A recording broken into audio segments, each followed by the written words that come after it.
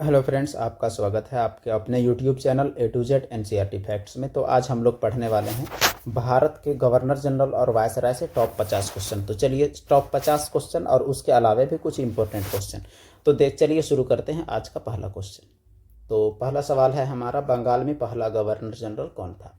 तो option A आपका हो गया Lord Warren Hasting, B Lord William Bentinck, C Lord Dalhousie, D Lord Cornwallis. तो इसका सही जवाब आपका हो जाएगा बंगाल का पहला governor general lord Warren Hasting. तो लॉर्ड वारेन हेस्टिंग बंगाल के पहले गवर्नर जनरल थे। उन्होंने 1773 में कार्यभार संभाला। अगला प्रश्न है हमारा क्वेश्चन नंबर 2, किस गवर्नर जनरल ने भारत में अस्थायी बंदोबस्ती लागू किया? तो इसका ऑप्शन है आपका, option A lord Warren Hasting, option B Lord William Bentinck, option C Lord Dalhousie और ऑप्शन डी लॉर्ड कॉर्नवालिस। तो अस्थायी बंदोबस्ती में नाम आता है लॉर्ड कॉर्नवालिस का। तो लॉर्ड कॉर्नवालिस ने 1793 में अस्थायी बंदोबस्ती यानी परमानेंट सेटलमेंट एक्ट लागू किया। यह व्यवस्था बंगाल में लागू की गई। इस व्यवस्था को कंपनी के आय को फिक्स करने के लिहाज से, कंपनी का आय कम ना हो इस लिहाज से लागू किया गया, ताकि भारत के रैयतों और किसानों से टैक्स लिया जा सके। अगला प्रश्न है क्वेश्चन नंबर 3, भारतीय सामाजिक सुधारों की शुरुआत किस गवर्नर जनरल ने की? Option A Lord Dalhousie, option B Lord William Bentinck, option C Lord Curzon और ऑप्शन डी लॉर्ड लिटन। तो इसका सही जवाब है, सामाजिक सुधारों में नाम आता है लॉर्ड विलियम बेंटिक का। लॉर्ड विलियम बेंटिक 1828 से 1835 तक गवर्नर जनरल रहे और इनका नाम सती प्रथा के उन्मूलन में आता है, जो कि 1829 में हुआ। और इसमें भारतीय समाज सुधारक राजा राम मोहन राय का भी बहुत नाम आता है। तो अगला प्रश्न जो हमारा है वो है क्वेश्चन नंबर 4, भारतीय रेल की शुरुआत किस गवर्नर जनरल के अधीन हुई? A Lord Dalhousie, B Lord Canning, C Lord Lytton, D Lord William Bentinck. तो भारतीय रेल की शुरुआत लॉर्ड डलहौजी के काल में हुई। लॉर्ड डलहौजी का शासनकाल में 1853 में भारत में पहली रेलगाड़ी महाराष्ट्र के मुंबई यानी बम्बई, जो तत्कालिक बम्बई उस दौरान का था, बम्बई से थाने के बीच में चलाई गई 34 किलोमीटर 16 अप्रैल 1853 को। वह भारत की पहली रेल मानी जाती है। अगला प्रश्न आपका है क्वेश्चन नंबर 5, 1857 की क्रांति के दौरान भारत का गवर्नर जनरल कौन था? तो 57 की क्रांति के बारे में पूछा गया है। Option A Lord Canning, option B Lord Dalhousie, option C lord Warren Hasting, option D lord Minto. तो इसका सही जवाब आपका हो जाएगा लॉर्ड कैनिंग। तो लॉर्ड कैनिंग 1857 की क्रांति के दौरान भारत का गवर्नर जनरल था। अगला प्रश्न है हमारा क्वेश्चन नंबर 6, भारतीय परिषद अधिनियम, भारत परिषद अधिनियम जिसे कहते हैं, 1861 किसके काल में पारित हुआ? तो यह सवाल काफ़ी करीब है 1857 के। Option A Lord Canning, option B Lord Lytton, option C lord Mayo और ऑप्शन डी आपका है लॉर्ड रीडिंग। तो इसका सही जवाब आपका हो जाएगा लॉर्ड कैनिंग। तो लॉर्ड कैनिंग 1857 में भी थे और 1861 के भारत परिषद अधिनियम के टाइम में भी लॉर्ड कैनिंग ही भारत के वायसराय हुआ करते थे। अगला प्रश्न आपका है क्वेश्चन नंबर 7, भारत का विभाजन किस गवर्नर जनरल के समय हुआ है? तो बंगाल का विभाजन किस गवर्नर जनरल के समय हुआ है? Option A Lord Curzon, option B Lord Lytton, option C Lord Dalhousie और option D Lord Warren Hasting. तो बंगाल का विभाजन 1905 में लॉर्ड कर्जन के टाइम में हुआ। याद रखने के लिए याद रखिएगा ये ट्रिक कि बंगाल में कर्ज था तो कर्जन याद रहेगा आपको, इसलिए बंगाल का बंटवारा हुआ 1905 में। बंगाल का विभाजन लॉर्ड कर्जन के शासनकाल में होता है। अगला प्रश्न है क्वेश्चन नंबर 8, किस गवर्नर जनरल ने सुभाषित सभा नामक सुधार लागू किया? Option A lord Reading, option B Lord Mayo, option C Lord Curzon, option D lord Hasting. तो इसका सही जवाब आपका हो जाएगा लॉर्ड हेस्टिंग। तो ये वारेन हेस्टिंग नहीं है, लॉर्ड हेस्टिंग अलग है। तो लॉर्ड हेस्टिंग ने भारत में सुधारवादी नीति अपनाई और सुभाषित सभा जैसी संस्थाएं शुरू की। अगला प्रश्न है question number 9, vernacular press act 1878 किस गवर्नर जनरल ने लागू किया? तो वर्नाक्यूलर प्रेस एक्ट जो कि भारतीय समाचार पत्रों में एक प्रतिबंध था। Option A lord Lytton, option B Lord Ripon, option C Lord Curzon और ऑप्शन डी लॉर्ड कैनिंग। तो इसका सही जवाब आपका हो जाएगा वर्नाक्यूलर प्रेस एक्ट में याद रखिएगा लॉर्ड लिटन का नाम आता है। तो lord Lytton vernacular press act 1878। तो लॉर्ड लिटन ने 1878 में वर्नाक्यूलर प्रेस एक्ट लागू किया, जिससे भारतीय भाषाओं में प्रेस की स्वतंत्रता पर रोक लगाई गई। अगला ऑप्शन है क्वेश्चन नंबर 10, भारत में स्थानीय स्वशासन अर्थात लोकल सेल्फ गवर्नमेंट का आरंभ किस गवर्नर जनरल ने किया। यह सवाल आपका इस रूप में भी पूछता है कि भारत में स्थानीय स्वशासन का जनक कौन थे। Option A lord Mayo, option B Lord Lytton, option C Lord Ripon, option D lord Dalhousie. तो इसका स्थानीय स्वशासन के जनक के रूप में लॉर्ड रिपन याद रखे जाते हैं। तो लॉर्ड रिपन को आधुनिक भारत में स्थानीय स्वशासन का जनक कहा जाता है, याद रखेंगे। अगला प्रश्न है क्वेश्चन नंबर 11, भारतीय विश्वविद्यालय अधिनियम 1904 किसके शासनकाल में लागू हुआ। तो ये ऑप्शन है आपके, option A Lord Curzon, option B Lord Ripon, option C Lord Lytton और ऑप्शन डी जो आपका है वो है लॉर्ड मेयो। तो इसका सही जवाब, जबकि 1905 में बंगाल विभाजन अगर कर्जन के काल में हुआ था, तो लॉर्ड कर्जन के काल में ही 1904 में भारतीय विश्वविद्यालय अधिनियम आया था। अगला प्रश्न है एक्सप्लेनेशन, लॉर्ड कर्जन ने 1904 में भारतीय विश्वविद्यालय अधिनियम लागू किया जिसका उद्देश्य शिक्षा प्रणाली को सुधारना था। अगला प्रश्न है क्वेश्चन नंबर 12, किस गवर्नर जनरल ने भारतीय राष्ट्रीय कांग्रेस की स्थापना के समय वायसराय का पद संभाला था। तो option A lord Minto, option B Lord Dufferin, option C Lord Curzon, option D Lord William Bentinck. तो इसका सही जवाब आपका हो जाएगा लॉर्ड डफरिन। तो भारतीय राष्ट्रीय कांग्रेस की स्थापना जो 1885 में हुई वो लॉर्ड डफरिन के शासनकाल में हुई। और अगला क्वेश्चन है क्वेश्चन नंबर 13, 1909 के सुधार जिसे मार्ले मिंटो सुधार कहा जाता है किसके शासनकाल में हुए। यहाँ सवाल में ही जवाब छिपा हुआ है, ऑप्शन में ध्यान दीजिएगा। Option A lord Minto, option B Lord Dufferin, option C lord Hardinge और ऑप्शन डी आपका है लॉर्ड रिपन। तो इसका सही जवाब आपका, जैसा कि गेस कर लिए होंगे आप, वह है लॉर्ड मिंटो। तो मार्ले मिंटो सुधार लॉर्ड मिंटो के काल में हुई। अगला प्रश्न एक्सप्लेनेशन इसका हुआ, मार्ले मिंटो सुधार 1909 में लॉर्ड मिंटो के शासनकाल में हुई जिसने मुसलमानों के लिए अलग निर्वाचक मंडल की शुरुआत की और इसे ही भारत में सांप्रदायिकता का जनक इसी सुधार को माना जाता है। अंग्रेजों ने हिंदू मुस्लिम फूट डालने के लिए इसे एक बीज के रूप में इस्तेमाल किया। अगला प्रश्न है क्वेश्चन नंबर 14, दिल्ली दरबार 1911 का आयोजन किस गवर्नर जनरल ने किया। तो इसका ऑप्शन आप देख लेंगे, option A lord Lytton, option B lord Hardinge, option C Lord Curzon, option D lord Minto. तो इसका सही जवाब आपका हो जाएगा लॉर्ड हॉर्डिंग। याद रखने के लिए आप ऐसा तरीका लगा सकते हैं, दिल्ली दरबार लगा था तब जब क्वीन मैरी और जॉर्ज पंचम आए थे। और कोई विशेष व्यक्ति जब भारतीय कल्चर में आते हैं तो गाँवों को सजाया जाता है और कहीं गेट वगैरह का निर्माण किया जाता है और बड़े बड़े होर्डिंग लगाए जाते हैं। तो याद रखिएगा, दिल्ली दरबार जब लगा तब बड़े बड़े होर्डिंग लगे हुए होंगे, तो लॉर्ड हॉर्डिंग दिल्ली दरबार के समय में। तो लॉर्ड हॉर्डिंग के शासनकाल में 1911 का दिल्ली दरबार आयोजित किया गया और भारत की राजधानी को कोलकाता से दिल्ली स्थानांतरित भी किया गया। क्वेश्चन नंबर 15, भारत में साइमन कमीशन किसके शासनकाल में आया। Option A lord Irwin, option B lord Hardinge, option C Lord Wellington, option D lord Mountbatten. तो इसका सही जवाब हो जाएगा लॉर्ड इरविन।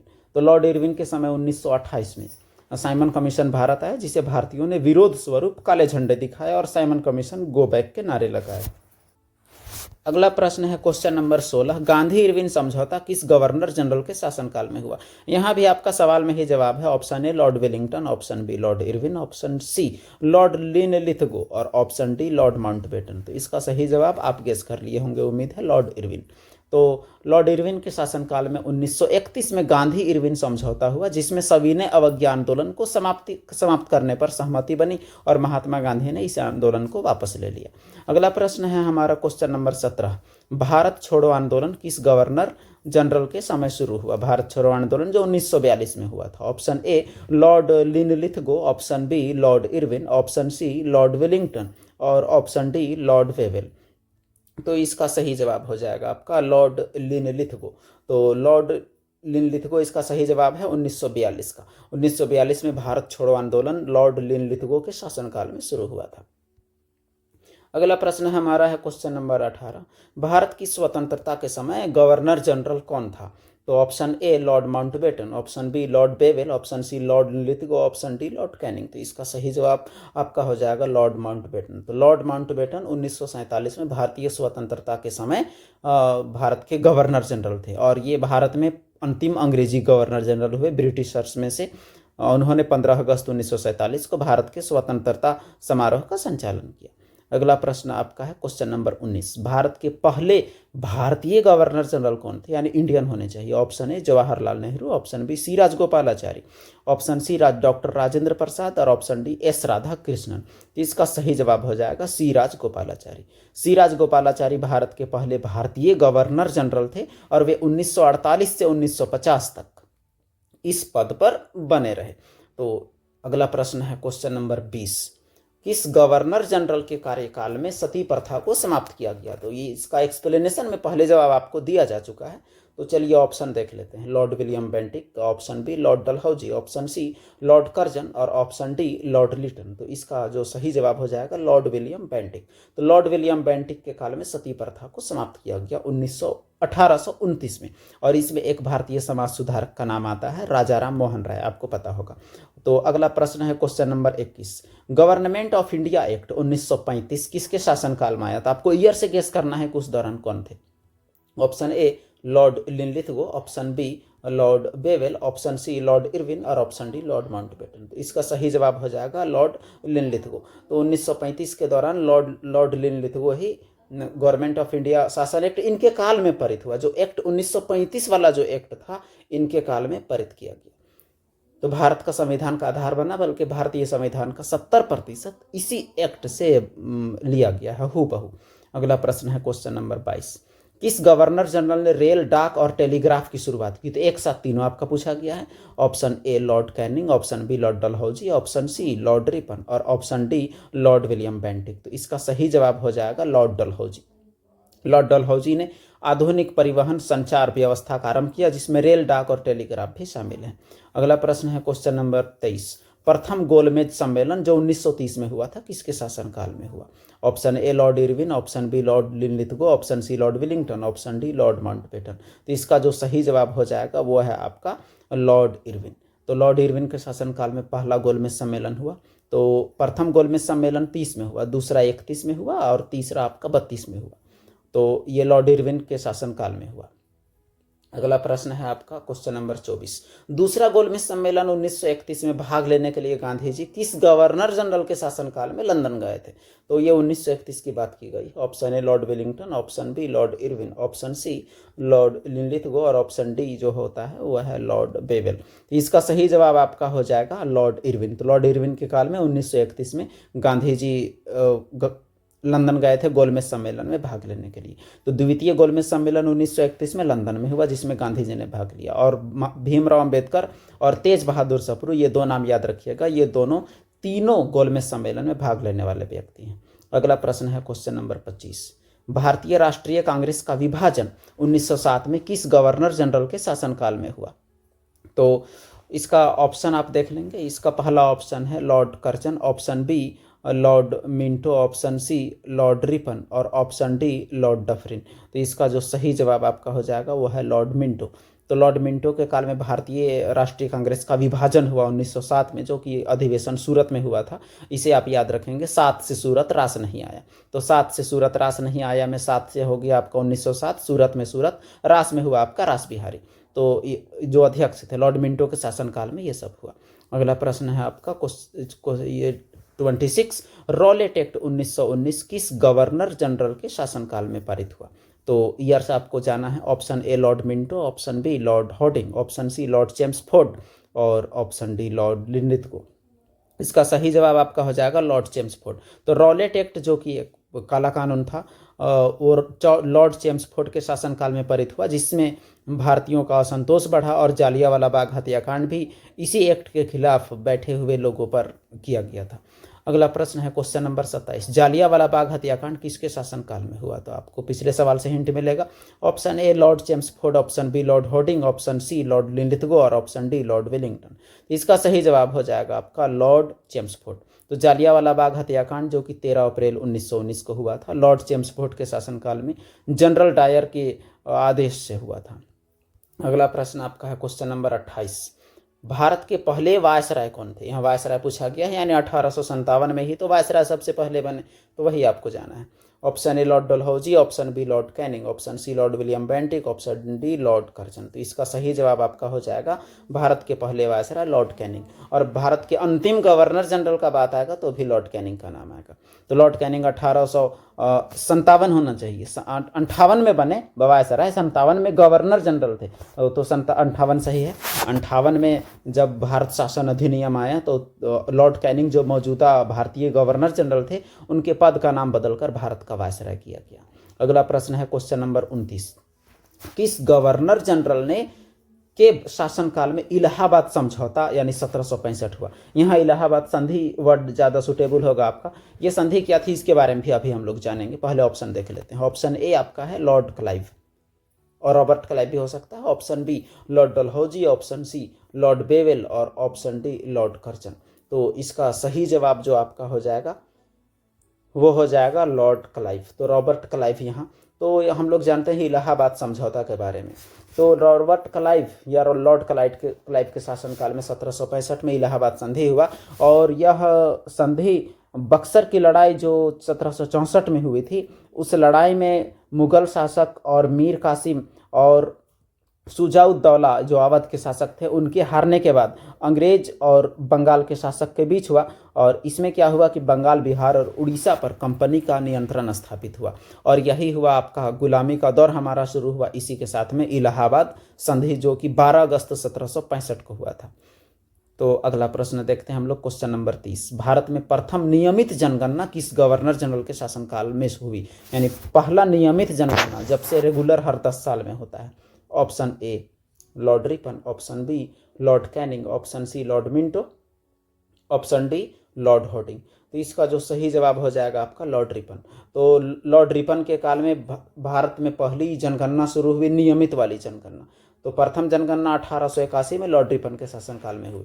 हाँ, पहली बार जनगणना 1872 में लॉर्ड मेयो के काल में हुई थी। वो पहली जनगणना थी लेकिन वो नियमित नहीं थी, इसलिए सवाल के शब्दावली में आप दिमाग में रखिएगा थोड़ा। तो क्वेश्चन नंबर 31 है, 1857 की क्रांति के बाद भारत में रानी का घोषणा पत्र किसके शासनकाल में जारी हुआ।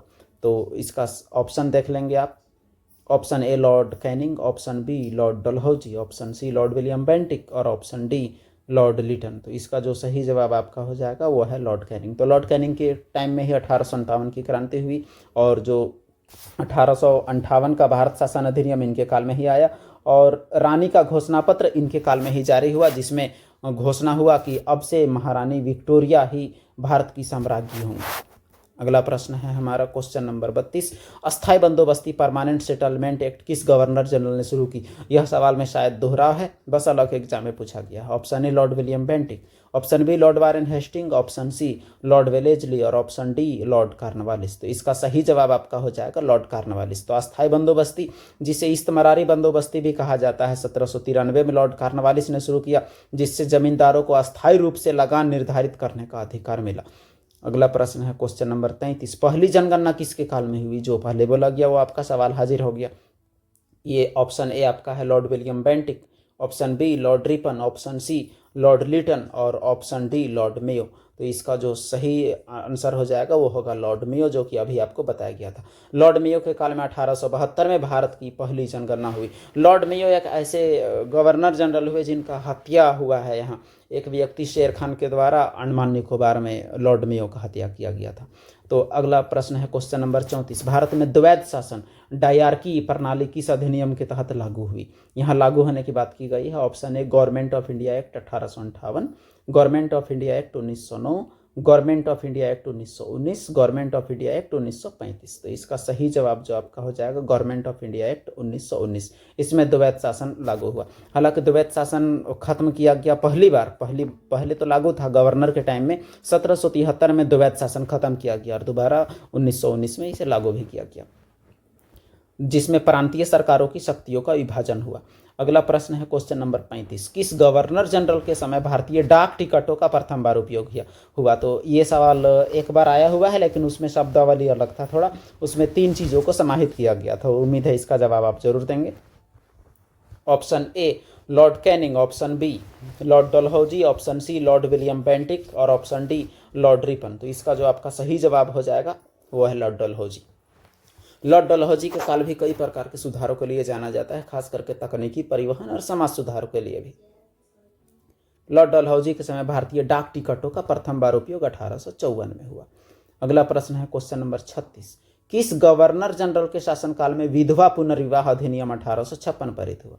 तो इसका ऑप्शन है lord William Bentinck, option B Lord Dalhousie, option C lord Canning और ऑप्शन डी आपका है लॉर्ड रिपन। तो इसका सही जवाब जो आपका हो जाएगा वो है लॉर्ड कैनिंग।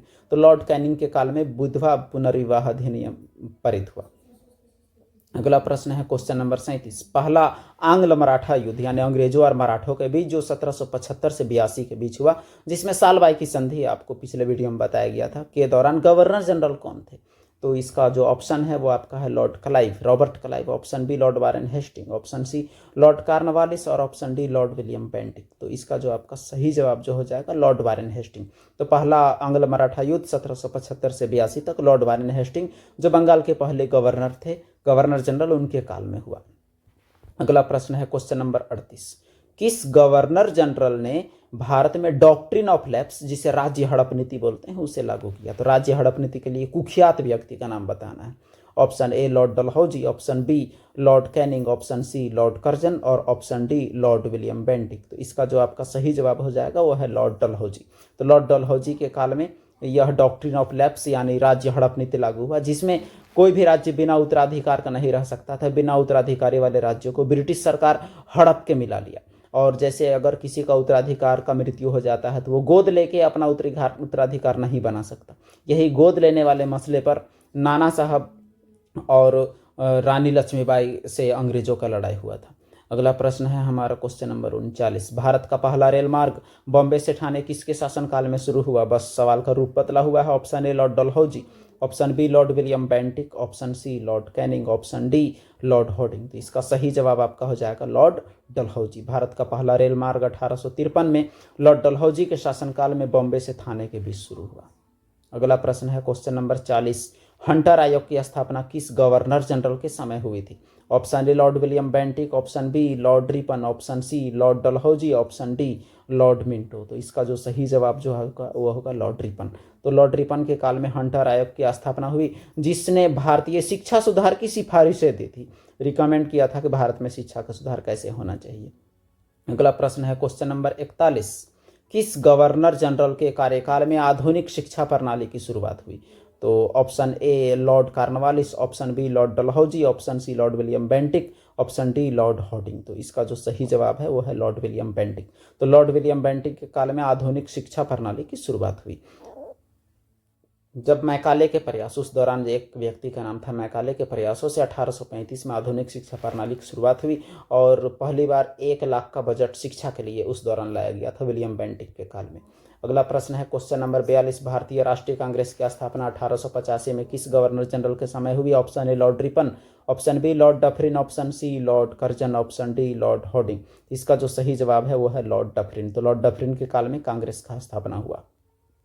अगला प्रश्न है क्वेश्चन नंबर 43, 1857 के विद्रोह के समय गवर्नर जनरल कौन था? तो कुछ सवालों में दोहरा आपको देखने को मिल सकता है। Option A Lord Canning, option B Lord Dalhousie, option C Lord William Bentinck, option D Lord Ripon. तो इसका जो सही जवाब है वो है आपका लॉर्ड कैनिंग। तो लॉर्ड कैनिंग 1857 के समय गवर्नर जनरल थे। अगला प्रश्न है क्वेश्चन नंबर 44, किस गवर्नर जनरल ने वर्नाक्यूलर प्रेस एक्ट को लागू किया? Option A lord Lytton, option B Lord Ripon, option C Lord Curzon और ऑप्शन डी लॉर्ड हॉर्डिंग। तो इसका सही जवाब आपका हो जाएगा लॉर्ड लीटन। लॉर्ड लीटन ने 1878 में वर्नाक्यूलर प्रेस एक्ट लागू किया, जिससे भारतीय भाषाओं के अखबारों में सेंसरशिप लगाई गई। अगला क्वेश्चन है, किस गवर्नर जनरल ने इल्बर्ट बिल विवाद 1883 का सामना किया? यह एक न्याय से संबंधित एक विवाद था। Option A Lord Ripon, option B Lord Dufferin, option C Lord Curzon, option D William Bentinck. तो इसका जो सही जवाब आपका हो जाएगा वह है लॉर्ड रिपन। तो यहाँ गलती से आपका जो 1883 ये सही है, ठीक है। 1883 में लॉर्ड रिपन के काल में इल्बर्ट बिल विवाद का सामना किया गया। अगला प्रश्न है क्वेश्चन नंबर 46, भारत में पहला लोकसभा चुनाव 1952 किसके शासनकाल में हुआ? तो 1952 का लोकसभा चुनाव, यहाँ तो सवाल में कुछ मिस्टेक लग रहा है, देखते हैं question number 46। Option A Lord Mountbatten, option B C Rajagopalachari, option C doctor Rajendra Prasad, option D Jawaharlal Nehru. तो इसका सही जवाब जो आपका हो जाएगा वो है, हालांकि यहाँ कोई गवर्नर जनरल की बात नहीं की गई है, इसीलिए जवाहरलाल नेहरू ये सही जवाब है। भारत में पहला लोकसभा चुनाव जवाहरलाल नेहरू के शासनकाल में हुआ। पहले से जवाहरलाल नेहरू प्रधानमंत्री के पद पर थे, वो संविधान सभा के द्वारा चुने हुए प्रधानमंत्री के रूप में। अगला प्रश्न है आपका क्वेश्चन नंबर 47। दिल्ली को राजधानी बनाने का निर्णय 1911 में किस गवर्नर जनरल के शासनकाल में हुआ? Option A Lord Hardinge, option B Lord William Bentinck, option C Lord Dalhousie, option D Lord Lytton. तो इसका सही जवाब आपका हो जाएगा लॉर्ड होर्डिंग। 1911 में लॉर्ड होर्डिंग के समय दिल्ली को भारत की राजधानी बनाने का निर्णय लिया गया। Question number 48। किस गवर्नर जनरल ने भारत में अंग्रेजी शिक्षा को बढ़ावा दिया? सवाल यूनिक है। Option A Lord Dalhousie, option B Lord William Bentinck, option C Lord Macaulay, option D lord Curzon. तो यहाँ आपको सही जवाब आपका हो जाएगा वो है लॉर्ड विलियम बेंटिक। तो हालांकि मैकाले की मदद से ये चीज़ हुआ, लेकिन लॉर्ड विलियम बेंटिक उस दौरान गवर्नर जनरल थे। अगला प्रश्न है क्वेश्चन नंबर 49।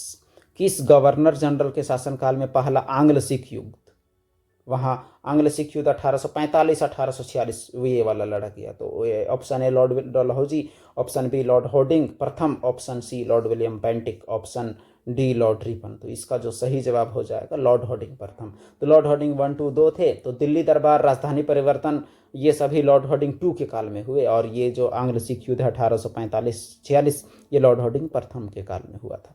तो पहला आंग्ल सिख युद्ध लॉर्ड होर्डिंग के काल प्रथम के काल में हुआ, और इसका अंत 1846 में हुआ, और इसमें लाहौर संधि हुआ था। अगला प्रश्न क्वेश्चन नंबर 50।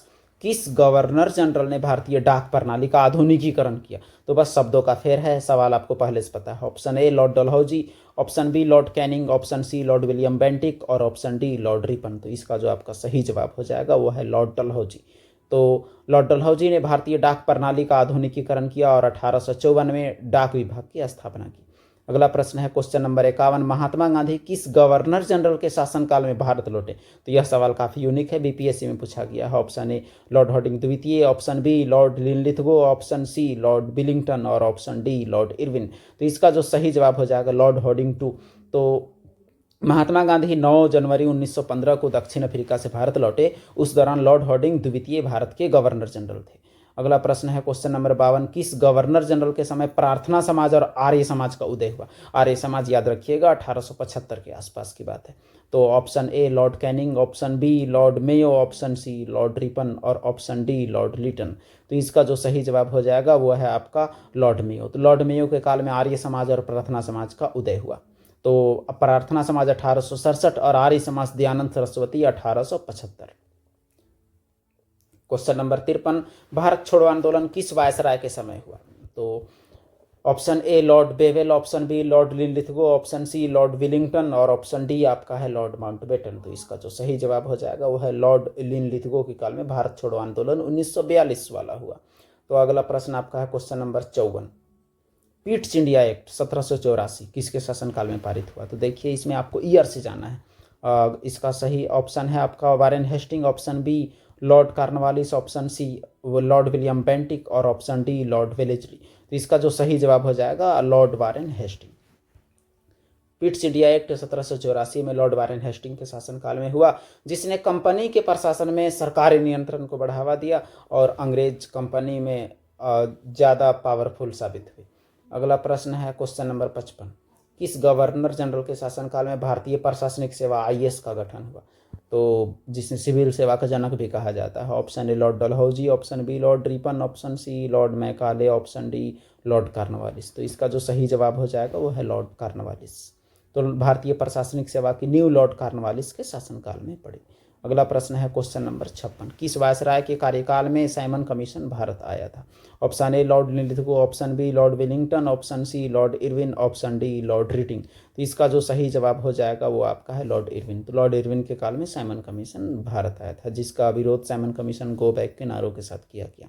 अगला प्रश्न है क्वेश्चन नंबर 57। किस गवर्नर जनरल के शासनकाल में रॉलेट एक्ट पारित किया गया? ये सवाल में दोहराव है।